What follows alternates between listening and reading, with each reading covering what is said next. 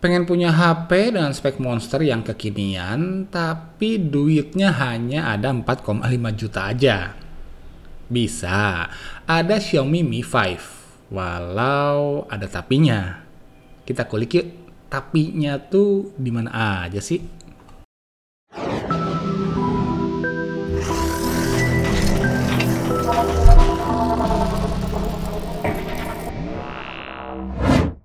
Segmen flagship killer selalu ramai buat diulas, karena kita bisa dapetin HP dengan spesifikasi ala flagship dengan harga HP kelas menengah. Siapa yang nggak mau coba? Dan Xiaomi Mi 5 yang saya ambil dari Tokopedia seharga 4,5 juta aja, di atas kertas punya spesifikasi yang sejajar dengan Samsung Galaxy S7 Edge yang harganya 10 juta. Kenapa saya beli dari Tokopedia? Karena pertama yang udah sih saya bandingin biasanya paling murah ya di sono. Dan tercatat dari 81 kali transaksi pribadi saya di Tokopedia hanya bermasalah 2 kali aja. Pertama karena stoknya si penjual tuh habis, jadi uangnya dikembaliin, dan sekali lagi karena uang yang saya transfer tuh ternyata kurang dan uangnya dikembaliin juga. Jadi aman lah ya, nggak bakal hilang duit kita kalau ada apa-apa. Pakai kartu kredit juga aman, karena udah pakai kode otorisasi 3D Secure. Oke, kita langsung unboxing aja. Saya ambil Mi 5-nya yang garansi WI atau Wisma Inkopat Indonesia. Di dalam box ada Mi 5-nya yang warna putih. Kenapa putih? Karena back covernya dari kaca atau Gorilla Glass 4. Jadi katanya sih yang warna putih ini nggak bakal terlalu gampang kelihatan dekil oleh minyak. Katanya. Lalu ada, kertas panduan pakai bahasa Indonesia. Loh, keren nih. Plus ada kartu garansi WI-nya. Oke, lalu ada kitab-kitab berbahasa Tiongkok plus pin ejector. Kemudian ada charger adapter yang support Snapdragon Quick Charge 2.0. Padahal kabarnya sih Mi 5-nya sendiri udah support Snapdragon Quick Charge 3.0. Tapi di Tokopedia ada juga yang jual charger Quick Charge 3.0 certified kalau pengen ngecharge-nya lebih cepat atau untuk charger yang disimpan di kantor misalnya. Asal ingat, kabel datanya juga harus beli lagi yang bertipe USB Type-C. Oke? Oh ya, di bulan Juni ini di Tokopedia bisa gratis ongkos kirim loh, hingga disubsidi maksimal Rp30.000 dengan hanya ketik kode voucher cek Tokopedia. Plus, buat yang duitnya belum nyampe 4,5 juta, Xiaomi Mi 5-nya tetap bisa kamu bawa pulang dengan program cicilan bunga 0% hingga 12 bulan yang bekerja sama dengan 15 bank terbesar Indonesia. Jadi kalau saya sih sebelum belanja atau cuma sekedar pengen tahu harga terkini smartphone-smartphone yang ada di pasaran, selalu ngontrolnya ke Tokopedia. Apakah desainnya sekelas HP flagshipnya Samsung misalnya? Kalau kata saya sih belum. Build quality-nya juga apalagi. Ya mungkin kalau desain masalah selera lah, tapi buat saya pribadi minusnya 2,5D glass pada layar, lalu tombol home juga yang akan lebih cakep kalau digedein dikit lagi aja ukurannya. Dan look frame metalnya juga kembali, buat selera saya pribadi terlihat lebih kokoh dan mantap frame metal Galaxy A dan S series-nya Samsung. Walau punggung kaca yang melengkung, lalu bezel kiri kanan layar yang sangat tipis, hingga positioning kamera di tempat favorit saya plus nggak nonjol rata sama body adalah hal-hal yang saya suka dari desain Xiaomi Mi 5 ini. Build quality-nya ya, mencet tombol-tombolnya kata saya sih rasanya belum semantap mencet tombol Galaxy S7 ya. Lalu presisi di unit yang saya pegang juga terlihat masih sedikit ada cacat gitu, flaws, terutama pada penyatuan panel kaca melengkung dengan frame metalnya. Yang terakhir, saya nggak harus siksa Xiaomi Mi 5 ini karena udah ada yang nyiksa di video YouTube-nya Jerry Rig Everything, yang linknya saya kasih di bawah deh ya. Jadi, tapi yang pertama adalah ya untuk bisa menjejali Mi 5 ini dengan berbagai spesifikasi canggih yang terkini, build quality adalah salah satu sektor yang harus dikorbankan. Walau secara overall desainnya tetap terlihat mewah, cantik, dan sophisticated sih, hanya aja belum bisa disejajarkan dengan HP flagship branded yang menurut saya ya ini adalah hal yang sangat wajar sekali. Kan selisih harganya juga beda jauh, men. Nah, tapi keduanya tuh ada di sini.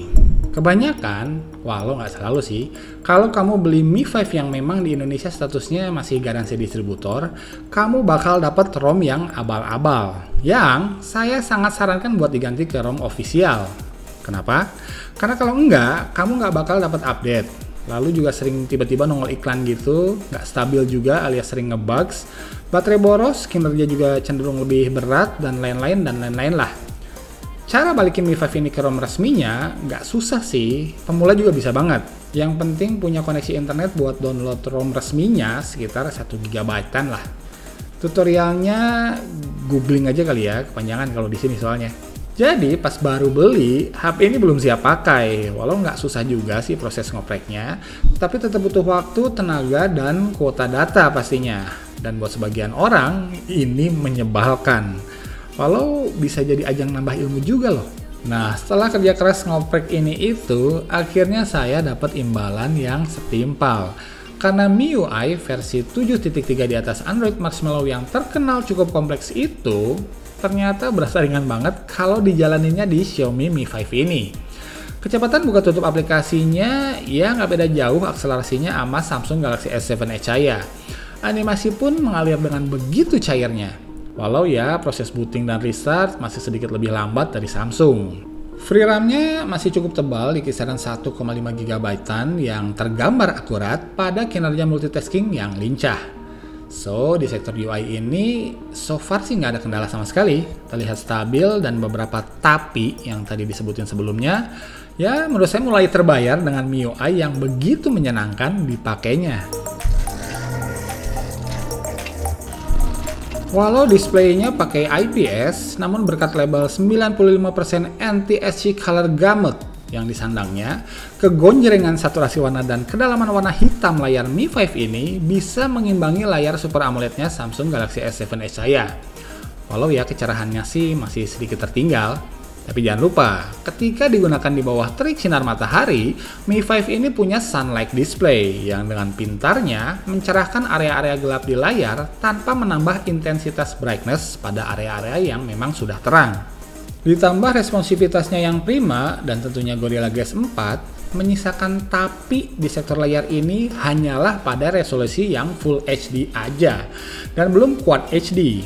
Buat pemakaian sehari-hari sih, saya bilang nggak kerasa beda juga sih.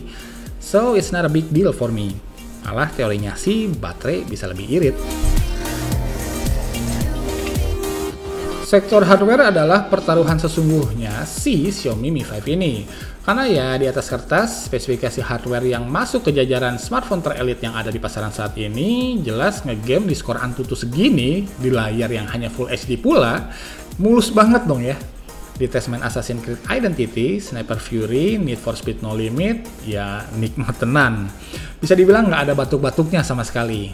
Nyamannya main line touch me di sini juga menunjukkan responsivitas layarnya yang prima. Ditambah speaker body yang asik, suhu back cover dan frame metal yang anget-anget aja alias belum masuk kategori overheat, dan baterai yang terbilang awet. Sukses menambah kenyamanan ngegame di Xiaomi Mi 5 ini. Tapi memori internal 32 GB yang usable-nya di kisaran 25 GB-an aja, lalu minusnya slot micro SD pula jelas akan membatasi jumlah game yang terinstall. Dan satu lagi, di game-game yang intens kayak Line Touch Me, body akan terasa licin karena minim grip. Solusinya ya bisa beli casing. Baterainya mantap. Untuk ukuran baterai berkapasitas 3000 mAh, Mi 5 ini kayaknya salah satu yang paling irit deh. Padahal speknya monster loh ya. Dipakai seharian buat aktivitas saya sih nggak ada masalah. Dan walaupun di hari yang super sibuk dan baterainya jadi tekor, ngecharge dari low bat sampai full hanya membutuhkan 1 jam 15 menitan lah berkat fitur Qualcomm Quick Charge.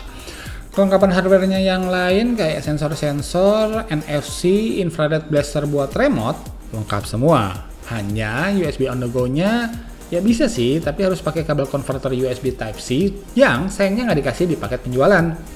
Solusinya, udah cek Tokopedia belum?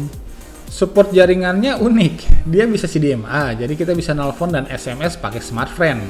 Tapi, saya belum nemu cara biar bisa internetan 4G pakai smartphone. Jadi 4G-nya pakai Telkomsel atau operator XGSM lainnya. Kameranya bagus banget. Masuk jajaran yang terbaik buat HP seharga 4-5 jutaan. Tapi jangan dibandingin sama kamera Galaxy S7 Edge dong ya.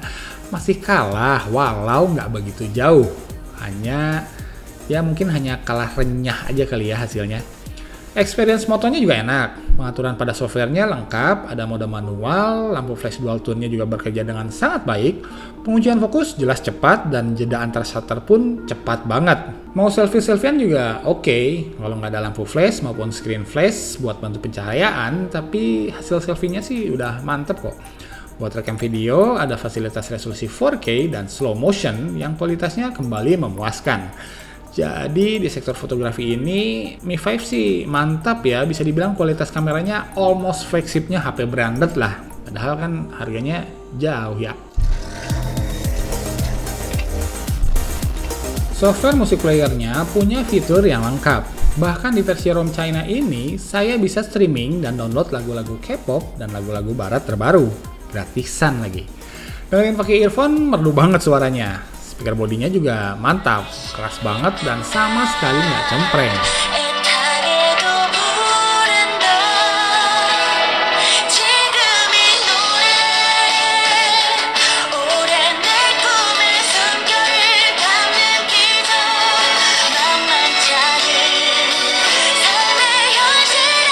Oke, jadi kesimpulannya, walaupun desain dan build quality-nya nggak semantap flagshipnya Samsung, walaupun juga harus dioprek dulu sebelum dipakai, hingga walaupun statusnya masih garansi distributor alias nggak resmi, di harga 4,5 juta, HP ini masih sangat menggiurkan untuk dipinang, terutama buat power user dan penikmat mobile fotografi yang dananya di kisaran segitu. Walau nggak ada salahnya sambil diiringi doa ibu, bapak, dan guru biar nggak dapat unit yang cacat produksi. Karena klaim garansinya nggak semudah smartphone yang bergaransi resmi pastinya. Apalagi yang domisilinya jauh dari Jakarta. Alasannya kenapa Mi 5 ini tetap menarik adalah dengan harga yang jauh lebih murah dari Galaxy S7 misalnya, kamu mendapatkan experience yang nggak jauh beda. Kinerja hardware-nya sangat memuaskan. UI-nya juga terlihat matang, layarnya luar biasa, kameranya mantap, baterainya oke, musiknya merdu, kelengkapan hardware-nya kayak NFC, quick charge, sensor-sensor, USB on the go, fingerprint, optical image stabilization di kameranya, bahkan di sini ada infrared laser buat remote TV, lengkap, kap semuanya dengan harga 4,5 juta aja. It's a very good deal. Walau kalau kamu bukan power user atau memang punya alokasi dana untuk smartphone yang sangat longgar, memilih produk yang bergaransi resmi tapi speknya di bawah Mi 5 ini atau beli flagshipnya Samsung, LG, dan Sony tentu akan memberikan prestis dan rasa aman yang lebih. Karena maksudnya flagship killer di sini ternyata bukanlah HP yang lebih baik dari flagship, melainkan pilihan HP dengan kualitas yang sedikit di bawah flagship dengan harga yang cukup jauh lebih terjangkau. Oh ya, buat yang tertarik buat meminang si ngebut Xiaomi Mi 5 ini, boleh saya kasih linknya di kolom deskripsi di bawah, oke? Oke guys, itu dia ulasannya. Semoga sedikit banyak ada manfaatnya bagi kita semua. Untuk cek hasil kameranya, jangan lupa follow Instagramnya Obat Gaptek @obatgaptek dan website kita www.obatgaptek.net. Oke, selamat menjalankan ibadah puasa bagi yang muslim. Nikos out. Assalamualaikum warahmatullahi wabarakatuh.